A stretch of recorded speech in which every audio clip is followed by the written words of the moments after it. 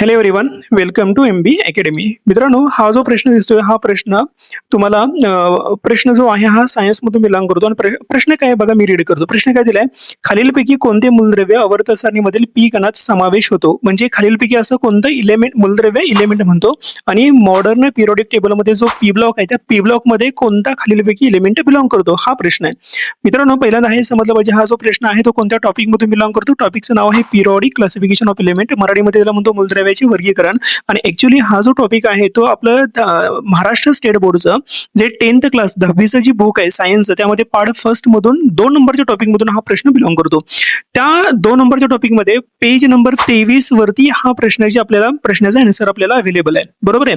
बरं, म्हणजे तुम्हाला सोर्स कळालं की हा प्रश्नाचा आन्सर आहे कुठं. ओके, आता ह्या दिलेल्या प्रश्नाचा आन्सर आहे ऑप्शन नंबर 3 म्हणजे इंडियम. म्हणजे इंडियम हा जो इलेमेंट आहे किंवा मूलद्रव्य आहे हा मॉडर्न पिरियोडिक टेबलमध्ये आधुनिक आवर्त सारणीमध्ये कोणत्या गणामध्ये किंवा कोणत्या ब्लॉकमध्ये बिलॉंग करतो सांगायचं, पी ब्लॉक किंवा पी गणमध्ये. मग काय दिलंय हे बघा. आता आपल्याला काय करायचं आहे, हे जे मी स्ट्रक्चर तुमच्या समोर मांडणी केलेलं आहे ह्या स्ट्रक्चरला म्हणायचं मॉडर्न पिरियोडिक टेबल. आणि मॉडर्न पिरियोडिक टेबल जो आहे तो मॉडर्न पिरियोडिक टेबलमध्ये ज्या वेळेला मी हे बघा, ज्या वेळेला मी उभी लाईन म्हणेल त्याला नेहमी नाव द्यायचं व्हर्टिकल, ज्यावेळी मी आडवी लाईन म्हणेल त्याला नेहमी नाव द्यायचं हॉरिझॉन्टल. इथं जर तुम्ही बघितलं तर हुबे एक लाईन दिसते बघा, हे हुबे एक लाईन आहे. बरोबर आहे. ज्यावेळी मी हुबी लाईन म्हणतो त्याला म्हणायचं व्हर्टिकल, म्हणजे हा एक कॉलम सारखा दिसतो. हा पिरियोडिक टेबलची सुरुवातच होते व्हर्टिकल कॉलमना. म्हणजे हा 1 नंबरचा कॉलम आहे. असे किती कॉलम आहेत? एक आहे व्हर्टिकल कॉलम, दुसरा आहे व्हर्टिकल कॉलम, हा 3 नंबरचा झाला, हा 4 नंबरचा झाला, हा 5 नंबर झाला. असं करत करत आपण पुढे ज्यावेळी जातो त्यावेळेला शेवटला 18वा नंबरचा हा एक व्हर्टिकल कॉलम मिळतो. म्हणजे हुबे जे आहे त्याला नेहमी काय नाव द्यायचं, व्हर्टिकल कॉलम. अशी मॉडर्न पिरियोडिक टेबलमध्ये टोटल व्हर्टिकल कॉलमची संख्या आहे किती? 18. जर व्हर्टिकल कॉलमची संख्या 18 आहे तर त्याला vertical column is nothing but group. Vertical कॉलमलाच अजून एक दुसरं नाव आहे ग्रुप. व्हर्टिकल कॉलमची संख्या जर 18 असेल तर ग्रुपची संख्या सुद्धा आहे किती? 18. Okay, fine. आता आपल्याला ग्रुप कळाले किंवा व्हर्टिकल कॉलम कळाले. आता आपल्याला काय करायचंय, ह्या मॉडर्न पिरियोडिक टेबलमध्ये आडवे म्हणजे हायड्रोजन पासून आपल्याला हिलियमकडे जायचं आहे. त्यावेळेला ज्यावेळी मी आडवं म्हणतो ना त्यावेळी म्हणतो आपण हॉरिझॉन्टल. असे किती हॉरिझॉन्टल आहेत? हॉरिझॉन्टल रोजला पिरियड असं बोललं जातं. मग असे पिरियड आहेत किती? हायड्रोजन आणि हिलियमचा हा जो आहे त्याला मी 1 नंबर नाव देतोय.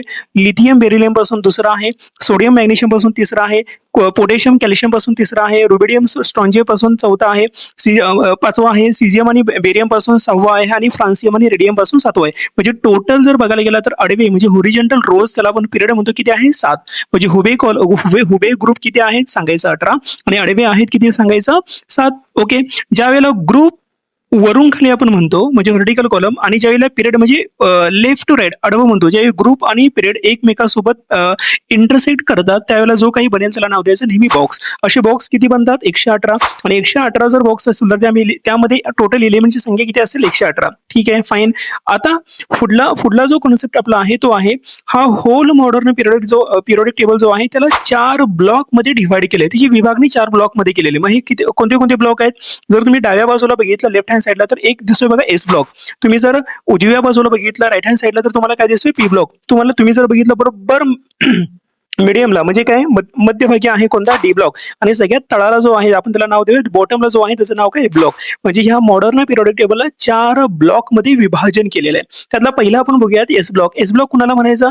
ग्रुप नंबर 1 आणि ग्रुप नंबर 2 ह्या दोन्ही ग्रुपचं एकत्रीकरण केल्यानंतर जो ब्लॉक बनेल त्याला नाव द्यायचं एस ब्लॉक. म्हणजे इन शॉर्ट मध्ये एस ब्लॉक जो आहे तो कोणत्या 2 ग्रुपनं मिळून बनतो सांगायचं? ग्रुप नंबर 1 आणि ग्रुप नंबर 2. बरोबर आहे. ह्या ग्रुप नंबर 1 मध्ये कोणते कोणते एलिमेंट आहेत? एलिमेंट बघा, hydrogen, lithium, sodium, potassium, rubidium, caesium आणि फ्रान्सियम एवढे सगळे ग्रुप नंबर 1 आहेत. आणि पुढे आयोगाचा प्रश्न फ्युचरमध्ये असा पण बनेल, खालीलपैकी 4 ऑप्शन जे आहे 4 ऑप्शन पैकी असं कोणता एलिमेंट आहे जो अल्कली मेटल मधून बिलॉंग करतो? म्हणजे अल्कली मेटल ग्रुप हे बघा, ग्रुप नंबर 1 ला नेहमी बोललं जातं अल्कली मेटल, ग्रुप नंबर 2 ला बोललं जातं अल्कलाइन अर्थ मेटल. म्हणजे अल्कली मेटल आणि अल्कलाइन अर्थ मेटल हे दोन्हींचं कॉम्बिनेशन म्हणजेच कोणता ब्लॉक बनतो सांगायचं? S block. म्हणजे पुढे एस ब्लॉक मध्ये कोणते दोन ग्रुप आहेत? ग्रुप नंबर 1 ज्याला मी अल्कली मेटल म्हणणार, ग्रुप नंबर 2 ज्याला मी अल्कलाइन अर्थ मेटल म्हणणार. Okay, fine. ओके, आता पुढे काय दिलं बघा, एस ब्लॉक तुम्हाला कळाला. एस ब्लॉक मध्ये ग्रुप नंबर 1 आणि ग्रुप नंबर 2 आहे. सिमिलर वे ना ग्रुप नंबर 3 पासून 12 पर्यंत जे ब्लॉक आहेत ना ग्रुप नंबर 3 ते ग्रुप नंबर 12 तर ह्याला म्हणायचं डी ब्लॉक. म्हणजे डी ब्लॉक कुठून कुठे सुरुवात होते? ग्रुप नंबर 3 पासून ग्रुप नंबर 12. सिमिलर वे ना ग्रुप नंबर डी ब्लॉक मध्ये जेवढे इलेमेंट आहेत ना त्यांना बोललं जातं ट्रान्झिशन इलेमेंट. ओके, पुढे ग्रुप नंबर 13 ते ग्रुप नंबर 18 च्या ग्रुपमध्ये जेवढे इलेमेंट आहेत त्यांना कोणत्या ब्लॉकमध्ये टाकलं जातं? P block. ओके. आणि अजून एक ब्लॉक आहे जो मेन बॉटमला आहे, त्याला नाव द्यायचं एफ ब्लॉक. एफ ब्लॉक मध्ये दोन आहेत, एक लॅन्थॅनाइड सिरीज आणि एक आहे ऍक्टिनाइड सिरीज. फाईन.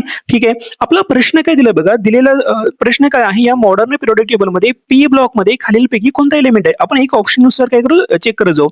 ऑप्शन नंबर 1 जर बघितला तर फ्रान्सियम हा एलिमेंट आहे आणि हा कोणत्या ब्लॉक मध्ये? हे बघा, एस ब्लॉक मध्ये तुम्ही जर ग्रुप नंबर 1 मध्ये बघितलं तर इथं तुम्हाला दिसतो फ्रान्सियम. ह्याचा अर्थ फ्रान्सियम हा ग्रुप नंबर एस मध्ये आहे, तो ग्रुप नंबर पी मध्ये नाही. आपल्याला विचारलंय पी पी ब्लॉक मध्ये असणारा एलिमेंट कोणता? ह्याचा अर्थ फ्रान्सियम हा पी ब्लॉक मध्ये मोडत नाही. 2 नंबरला बघा युरेनियम. युरेनियम हा जो एलिमेंट आहे हा सुद्धा पी ब्लॉक मध्ये नाहीये, डी ब्लॉक मध्ये नाहीये, तो पी ब्लॉक एस ब्लॉक मध्ये सुद्धा नाहीये. तो आहे कुठे मला सांगा? एकदम तळाला. त्याला मी नाव देणार एफ ब्लॉक. आणि एफ ब्लॉक मध्ये कोणता एलिमेंट आहे? युरेनियम. म्हणजे ऑप्शन नंबर 2 सुद्धा आपल्याला येणार नाहीये. ऑप्शन नंबर 4 जर आपण बघितलं तर ऑप्शन नंबर 4 कोणता आहे? कॉपर. आणि कॉपर जो एलिमेंट आहे तो जर बघितला तर डी ब्लॉक मधून बिलॉंग करतो. ह्याचा अर्थ हा पी ब्लॉक मध्ये येत नाही. मग आपला एकच ऑप्शन राहतोय कोणता? इंडियम. इंडियम जर बघायला गेला तर इंडियम हा ग्रुप नंबर 13 मध्ये आहे. आणि ग्रुप नंबर 13 मध्ये जर इंडियम असेल तर बाबांनो ग्रुप नंबर 13 ची सुरुवातच होते पी ब्लॉकनं. मग ग्रुप नंबर 13 ते 18 पर्यंत जेवढे आहे त्याला म्हणायचं पी ब्लॉक. म्हणजे आपला आन्सर काय येणार आहे मला सांगा? इंडियम ही आन्सर येणार आहे. ओके. अजून एक 2 गोष्टी मी तुम्हाला सांगून ठेवतो. दिलेल्या ह्या मॉडर्न पिरियोडिक टेबल मध्ये ग्रुप नंबर 16 दिसतोय, ग्रुप नंबर 16 दिसतोय. ह्या ग्रुप नंबर 16 मध्ये जेवढे एलिमेंट आहेत ना त्यांना कोणत्या फॅमिली बोललं जातं? त्याला म्हणायचं ऑक्सिजन फॅमिली. ग्रुप नंबर 17 मध्ये जेवढे एलिमेंट आहेत ना त्यांना काय बोललं जातं? Halogen family. आणि ग्रुप नंबर 18 मध्ये जेवढे एलिमेंट आहेत ना त्यांना काय बोललं जातं? त्यांना नाव द्यायचं एकतर झिरो ग्रुप एलिमेंट म्हणा, त्याला नोबल गॅस एलिमेंट म्हणा, किंवा त्याला रिअर गॅस एलिमेंट म्हणा. Are you getting my point? Okay. हे सगळे तुम्हाला समजलं असेल. आणि एक लास्ट आयोगाचा आवडता प्रश्न आहे कोणता? दिलेल्या मॉडर्न पिरियोडिक टेबलमध्ये असे कोणते एलिमेंट आहेत जे रिॲक्टच करत नाहीत? ते एलिमेंट आहेत ग्रुप नंबर 18 मध्ये जेवढे एलिमेंट आहेत ना ते रिॲक्ट करत नाहीत. आणि जे एलिमेंट रिॲक्ट करत नाहीत ना त्यांची अभिक्रियाच होत नाही, त्याला नाव द्यायचं इनर्ड गॅस एलिमेंट. ओके. जर लेक्चर तुम्हाला हे आवडलं असेल तर नक्की लाईक करा, शेअर करा आणि सबस्क्राईब देखील करा. ओके. Bye bye. थँक्यू.